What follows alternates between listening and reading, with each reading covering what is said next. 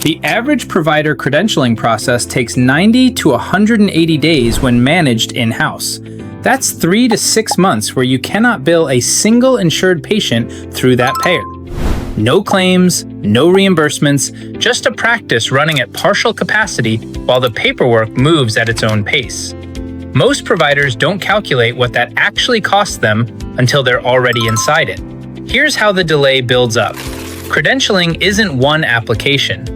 It's multiple applications running simultaneously, each with a different payer, different document requirements, different timelines, and different follow-up windows. United Healthcare has its own process. Aetna has its own. Cigna, Humana, Anthem, Blue Cross Blue Shield. Each one operates differently. When you're managing this in-house alongside clinical work, the gaps appear fast.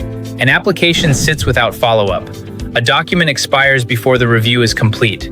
A payer requests a correction and the response is delayed. Each of these adds weeks, and the onboarding lag compounds. What makes this harder is that credentialing and enrollment are not the same thing, and providers often treat them as if they are. Credentialing verifies your qualifications, your license, board certification, malpractice history. Enrollment gets you into the payer's network so you can actually bill and get reimbursed. You cannot bill insurance until both are complete and approved. Most in-house teams don't have visibility into where the application is in the payer's internal review, so they wait. And the 60 to 120-day onboarding lag, that should be the exception, becomes the norm. The single biggest reason credentialing takes longer than it should is inconsistent follow-up. Payers don't proactively update you.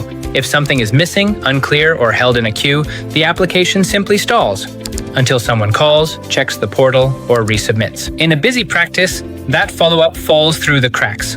What should have been a 90-day process stretches to 150 days because no one was tracking it consistently. And while it's stretching, the provider is still seeing patients, still doing clinical work, and still not getting paid by that payer.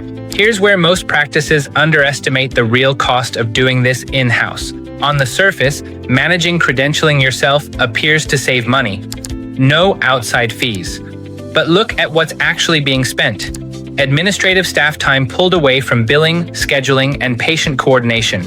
Anywhere from 10 to 28 hours a week on administrative tasks, with credentialing adding on top. The cost of delayed reimbursements, a provider seeing 15 insured patients a day, unable to bill a major payer for 120 days, can lose tens of thousands in deferred revenue.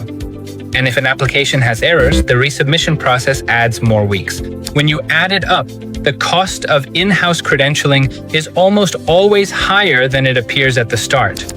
Credentialing isn't just paperwork, it's the gate between your clinical work and your reimbursements.